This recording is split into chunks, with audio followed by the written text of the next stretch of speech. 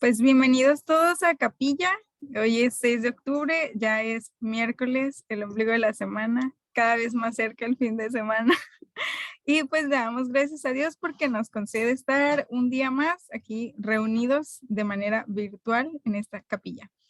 Y pues bueno, para quienes estuvieron el día de ayer, saben que esta semana estamos viendo un énfasis.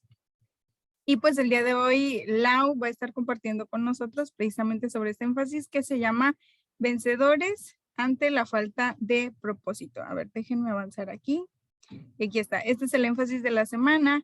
Y hoy Laura va a estar compartiendo con nosotros y les voy a pedir si pueden por favor tener a la mano en su Biblia abierto primer libro de Reyes, capítulo 19 del 3 al 18.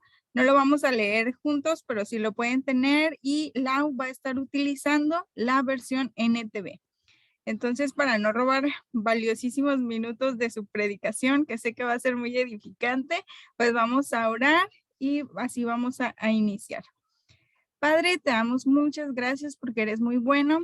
Gracias porque nos permites estar en este día conectados, listos, Señor, para escuchar tu palabra. Te pedimos que tú bendigas a Laura, que hables a través de ella, que la utilices, Señor, que puedas hablar a nuestros corazones. Te pido que tu Espíritu Santo obre en cada uno de nosotros, quitando aquello que nos distrae, que nos preocupa, que podamos entregar todo en tus manos, Señor, y que podamos estar bien dispuestos para escuchar tu voz. Gracias por tu palabra, gracias porque a través de ella nos hablas, nos edificas, nos redarguyes, Señor. Gracias por todo. En el nombre de Jesús, amén. Y bueno, entonces le voy a dar el tiempo a Lau. Muy bien. Agradezco a Dios también por la vida de Manju. Gracias, Eli, por darnos la bienvenida y agradezco por la vida de Manju que me va a estar ayudando a proyectar esta mañana. Y el día de hoy voy a estar compartiendo con ustedes desde la base bíblica que nos mencionaba Eli, que se sitúa en Primera de Reyes, capítulo 19, versículos del 3 al 18. Una historia muy conocida, que es la del profeta Elías. Y este sermón es titulado De nuevo en pie. Y bueno, el día de hoy quiero comenzar preguntando ¿cuántos de nosotros hemos llegado a escuchar sobre personas que han perdido el sentido de la vida? Que han llegado a expresar frases como, ay, la vida ya no tiene sentido, ya no quiero vivir, o preguntando de, ¿para qué seguir viviendo, no? ¿Qué propósito hay en todo esto? O peor aún, nos hemos encontrado con personas que incluso atentan contra su propia vida. Pero si hablamos de manera específica, en el terreno de los hijos de Dios, de manera errónea, muchos creyentes, al escuchar este tipo de comentarios de parte de otros cristianos, de manera errónea los juzgan de manera cruel e injusta, ¿no? Porque es impensable que un hijo de Dios pueda llegar a sentir desánimo, pueda llegar a sentirse deprimido y pueda, peor aún, llegar a sentir que su vida ya no tiene sentido. Y peor aún, cuando si esto lo externa un líder, cuando esto lo externa un siervo de Dios. ¿Cómo crees? O sea, ¿qué no eres cristiano? ¿Dónde está tu fe? Y chalalalala, ¿no? Pero es a través de las páginas de la Biblia que podemos ver incluso hombres temerosos de Dios, hombres fieles que le sirvieron y que pudieron ver su gloria y no obstante, no fueron exentos de pasar por estas difíciles situaciones, por estas difíciles pruebas y verse en medio de una pérdida de sentido, ¿no? De vida, de propósito. Por ejemplo, tenemos el rey David, a Job, a Jonás, qué decir también de Noemí, de Jeremías, pero de manera muy particular, el día de hoy quiero hablar acerca de la vida del profeta Elías y tomándolo como ejemplo para la meditación del día de hoy. Y es que sin lugar a dudas, muchos yo creo que ya hemos escuchado varias veces en distintas ocasiones los que han crecido, los que nacieron en cuna cristiana, muy probablemente desde parvulitos han estado escuchando la vida de Elías, ¿no? Y podemos ver cómo en la narrativa de los primeros capítulos de la vida de este profeta se nos muestra este hombre haciendo prodigios, ¿no? Este hombre haciendo proezas en Dios. Sin embargo, vemos a partir del capítulo 19 cómo la vida de Elías gira de manera radical y se torna, y podemos ver a este hombre turbado, podemos ver a este hombre temeroso, podemos ver a este hombre huyendo, ¿no? Para salvar su propia vida. Bueno, ¿y por qué? Uno podría pensar, ¿pero por qué? ¿O qué desencadenó todo esto en este hombre? ¿Qué este hombre tan maravilloso que hizo proezas, este hombre que vio la gloria de Dios, que Dios le dio la victoria muchas veces? Y la respuesta es muy sencilla. La respuesta nos la da el mismo Santiago en el capítulo 5, por allí del versículo 17 en la primera parte nos dice, ¿por qué? Porque Elías era tan humano como cualquiera de nosotros. Es por eso que esta mañana, a través de la vida de Elías, veremos 3 actos providenciales de parte de Dios para que obtengamos la victoria y retomemos el sentido de la vida. Y qué mejor que sea una vida en Él y para Él.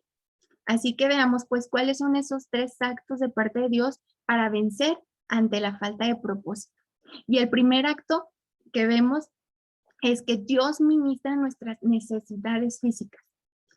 Sí, Dios ministró las necesidades físicas del profeta. Lo vemos en los versículos del 5 al 9. ¿Y cómo lo hizo? De 2 maneras, permitiéndole el descanso y dándole el alimento.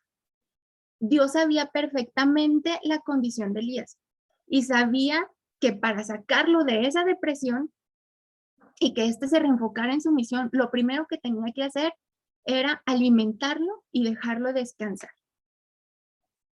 Y podemos ver allí en la palabra que Elías comió, bebió y volvió a dormirse, ¿no? El profeta recibió este descanso y refrigerio en repetidas ocasiones de parte de Jehová.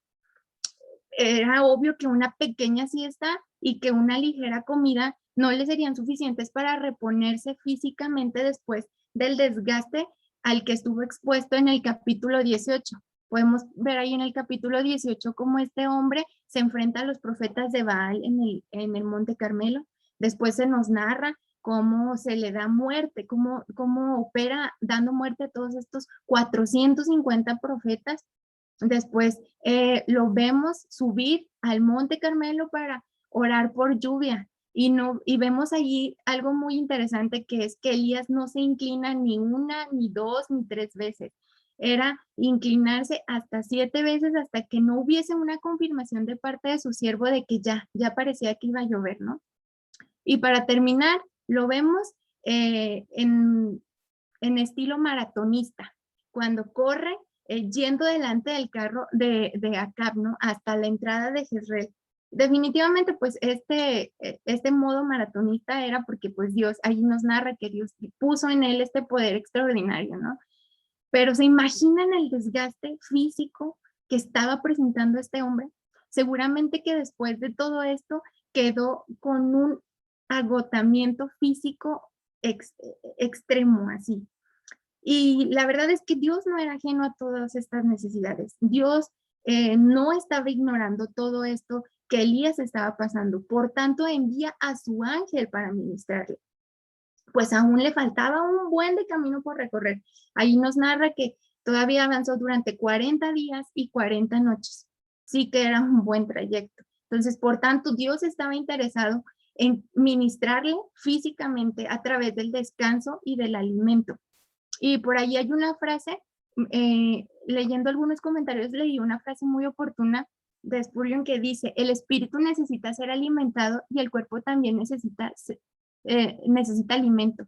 No olviden estos asuntos. Pareciera para algunas personas que no deberían mencionarse tales cosas tan pequeñas como la comida y el descanso, pero estos pudieran ser los primeros elementos que realmente ayudan a un pobre siervo de Dios deprimido. Dios provee del alimento para que retomemos esa fuerza, para reavivarnos, para tener un mejor ánimo. Y así como en la vida de Elías, Dios envía a su ángel para ministrarle, también podemos ver cómo Dios utiliza personas para proveernos en medio de nuestra necesidad física, en medio de nuestra debilidad. ¿Cuántos de nosotros no hemos tenido la oportunidad de ser bendecidos a través de amigos, familia en la fe o incluso gente en el campo que nos ha provisto un lugar donde descansar y nos ha provisto el alimento justo cuando más desanimados estamos, cuando más agotados, exhaustos estamos. O, o qué tal de cuando no sabemos ni siquiera a dónde ir, nos sentimos tan abatidos y sin embargo Dios provee, es propicio a esa necesidad, ¿no? ¿Por qué? Porque ese es un Dios maravilloso, es un Dios asombroso que provee para nuestras necesidades. Y déjame decirte una cosa, no necesariamente tienes que sentirte identificado en el rol de receptor. Quizá nos toque estar del otro lado y ser quienes Dios ha de utilizar para ministrar a aquellas personas que están en crisis. Por tanto, estemos atentos al mover de Dios y confiados de que Él siempre ha de proveer a nuestras necesidades físicas. Entonces, como primer acto, vemos que vemos a Dios ministrando nuestras necesidades físicas en medio de la crisis, para así avanzar a un segundo acto providencial. Lo veremos ministrar nuestras necesidades psicoemocionales. Sí, Dios ministra las necesidades psicoemocionales de este profeta y lo vemos en los versículos del 10 al 14 y lo hace de tres maneras muy, muy particulares. La primera es dejando que Elías se desahogara. Permite él que nos desahoguemos, nos escucha. Otra de las maneras en que él proveyó de ministrar a nuestras necesidades psicoemocionales es sacándonos de la cueva. Sacó a Elías de la cueva para tener ese encuentro personal e íntimo con él. Y de igual manera lo hace con nosotros. Y nos habla de una manera suave y apacible, tal como lo hizo al hablarle a Elías a través del apacible silbido del viento. En el versículo 3 de este capítulo 19, vemos a este Elías huyendo, temeroso, ¿no? Huyendo para salvar su propia vida ante la amenaza lanzada por Jezabel, esta famosísima esposa de Acab. Y en el versículo 4, ya no solo lo vemos huyendo, sino ya lo vemos totalmente devastado, lo vemos sumergido en una depresión total y falto de propósito. ¿Por qué? Bueno, ya lo dijimos anteriormente, ¿no? Bueno, pues porque era un humano igual que nosotros. Pero la realidad es que este panorama, el panorama que nos pinta esta narrativa, ante este panorama muy seguramente Elías estaba viendo su fuente de amenaza más grande de lo que era su Dios. Y es por eso que él se estaba desenfocando totalmente, él se estaba sumergiendo en la crisis a tal grado que lo vemos como este hombre desesperanzado y falto de propósito. En la sección pasada veíamos el agotamiento físico por el que estaba pasando Elías, ¿no? En el capítulo 18. Y cómo lo hace un hombre vulnerable. Y aunado a la amenaza de muerte, se desencadena un miedo y una intimidación que lo llevan a un punto de quiebre psicoemocional. El sentirnos amenazados genera en nosotros miedo e intimidación. Y lo vemos en la vida de Elías al grado que él dijo, basta, basta ya, Señor, quítame la vida, ¿no? Y es que según los estudiosos de la conducta humana, han encontrado que el miedo nos paraliza y nos hace fijar nuestra atención en el estímulo desencadenante. Cuando el ser humano se encuentra ante situaciones de este tipo, de mucha tensión emocional, como las mencionadas, puede haber una serie de respuestas como paranoia, me quieren matar, mejor huyo, todo está muy raro aquí, aislamiento, me voy, me aparto. Se rompen relaciones estratégicas. Vemos a Elías dejando a su siervo. Pensamos cosas que no son verdad, no pensamos con claridad y objetividad. Señor, basta, mejor quítame la vida, ¿no? Entramos a esta vulnerabilidad y somos propensos a ataques de pánico o ansiedad y perdemos identidad. Vemos a Elías diciendo, no soy mejor que mis padres. Así que por ello sería algo muy normal que cuando estamos en estas crisis, al igual que Elías, podamos experimentar la pérdida del sentido de la vida y por un momento olvidemos quién es Dios y lo que Él ha hecho en y por nosotros. Pues estamos viendo la amenaza, esa fuente de la amenaza muchísimo más grande de lo que es nuestro Dios. Sin embargo, Dios actúa de manera providencial en nuestras vidas para que podamos salir de este bache. Y Dios nos permite desahogarnos, nos escucha. Y lo vemos en el versículo 10. Entonces el Señor le dijo a Elías, ¿qué haces aquí, Elías? Y vemos la respuesta de Elías, ¿no? Es que he servido con celo, con gran celo al Señor Todopoderoso, pero el pueblo de Israel ha roto su pacto contigo, derribó tus altares, mató a cada uno de tus profetas.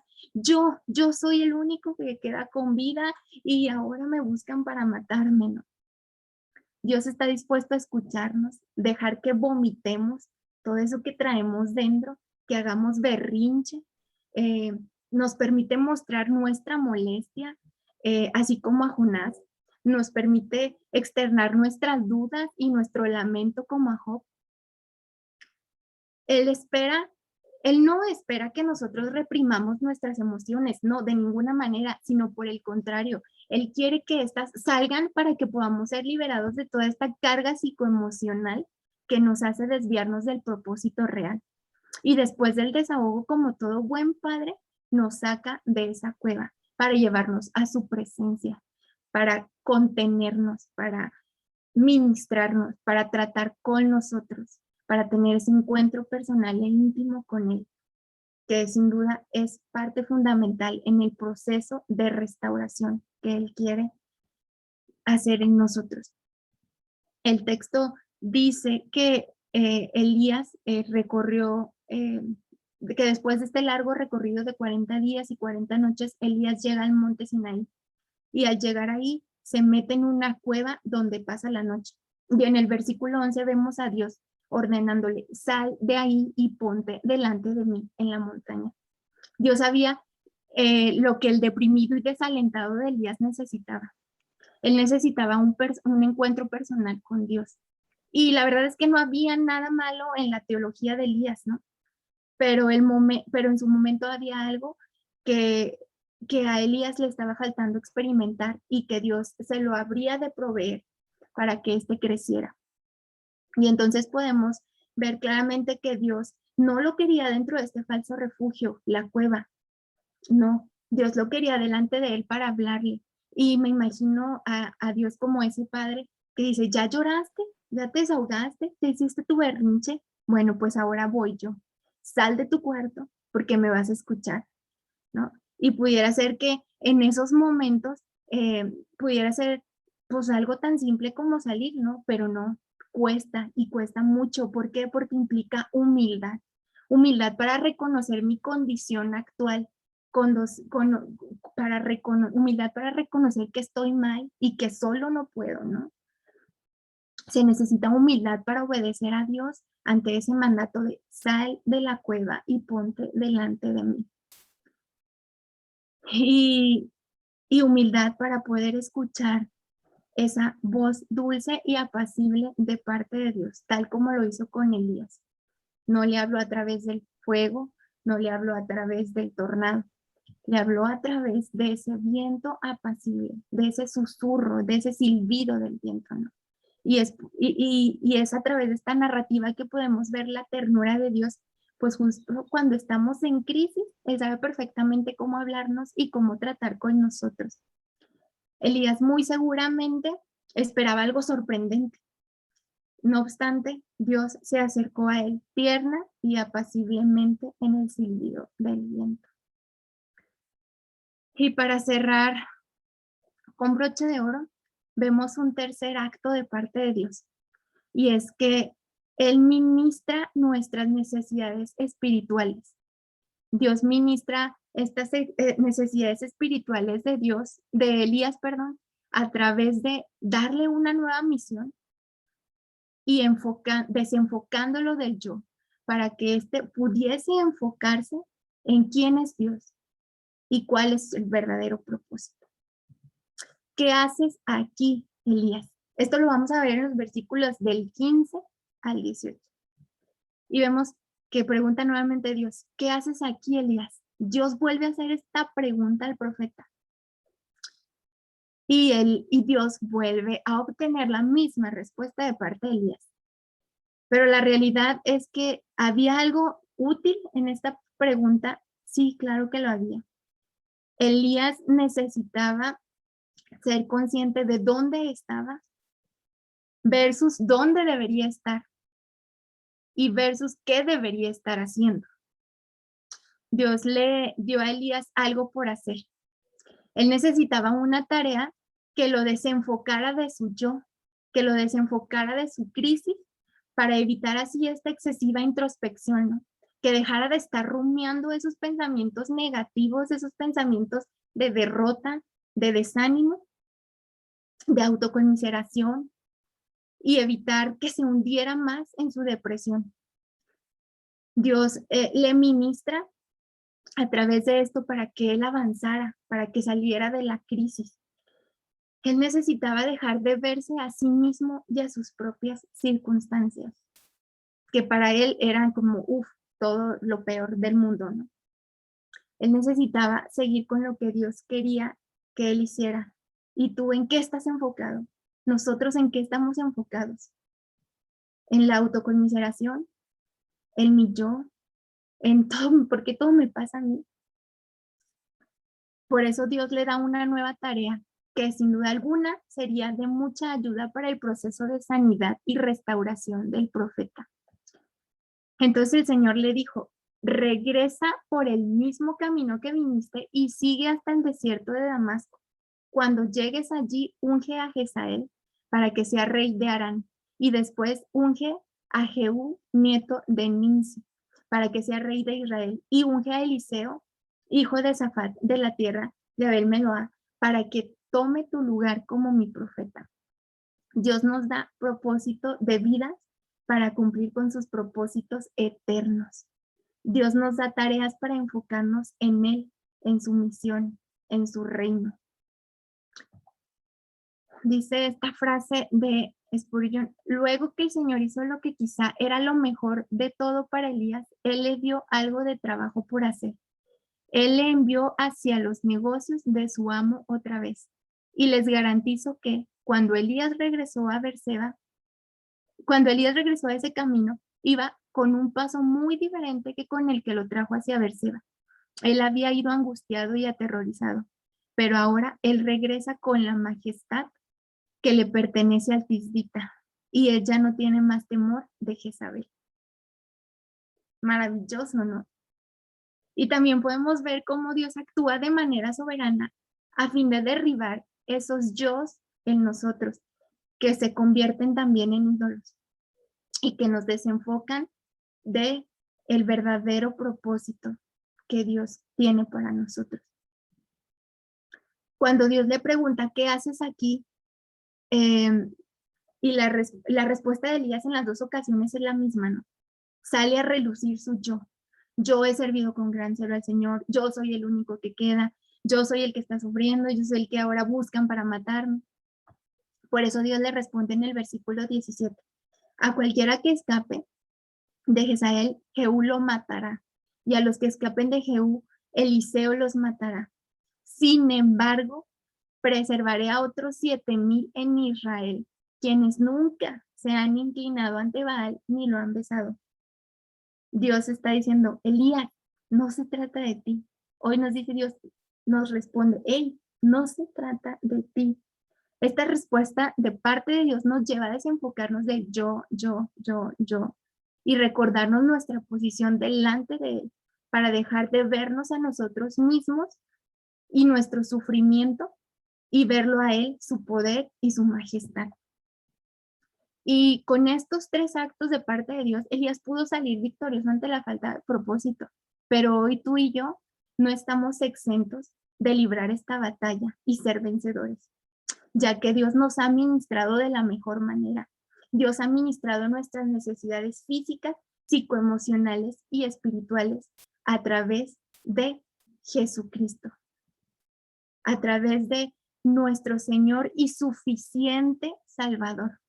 Sí, Cristo, que aún siendo Dios, puede entender a la perfección cuando pasamos por momentos de crisis, cuando queremos tirar la toalla, cuando queremos salir huyendo, cuando sentimos desánimo, cuando el miedo nos invade, cuando nos sentimos agotados física y emocionalmente y estamos a punto de perder nuestro propósito y sentido de vida. Dios nos ha ministrado de la mejor manera, dándonos su misma presencia al permitir que su espíritu more en nosotros. Ese espíritu que es nuestra guía, nuestro ayudador, nuestro consolador, quien va con y por nosotros. Gracias a la gracia por su gracia en nuestras vidas. Gracias a la gracia por su gracia en nuestras vidas, porque el perfecto y suficiente sacrificio de Cristo es lo que ahora nos permite tener ese acceso directo al Padre para ser ministrados, para ser consolados, para ser restaurados, contenidos, rehabilitados, sanados, para ser reenfocados y recobrar el gozo de la salvación, el gozo de la vida y el gozo de la misión, su misión, y poder ministrar y consolar no solo al pueblo de Dios, sino también a los que están perdidos, como lo vemos en segunda, cuando Pablo lo menciona en 2 Corintios 1:4. Él nos consuela en todas nuestras dificultades para que nosotros podamos consolar a otros cuando otros pasen por dificultades. Podremos ofrecer el mismo consuelo que Dios nos ha dado a nosotros. Y a manera de conclusión, el día de hoy, entonces podemos ver que, pues sí, estamos expuestos al desánimo y al ser arrastrados por diversas crisis, podemos perder el sentido de vida, aún sabiéndonos hijos y siervos del Señor. Pero cuando esto llega a suceder, podemos ver el actuar providencial de parte de Dios a través de el ministrar nuestras necesidades físicas y recobrar así fuerzas, recobrar la vitalidad y vencer la falta de energía que nos vulnera y nos hunde más en la crisis. Dios también ministrará nuestras necesidades psicoemocionales, dándonos oportunidad de que nos desahoguemos y saquemos todo eso que traemos dentro. Nos saca de la cueva y nos lleva a ese encuentro personal para hablarnos de manera apacible y dulce como lo hizo con Elías. Y ministra también nuestras necesidades espirituales, dándonos y reenfocándonos en su propósito, dándonos ese sentido de vida, dándonos la misión y desenfocándonos del yo. Así que, hermanos, es tiempo de que reconozcamos que Dios, en Él está el sentido de la vida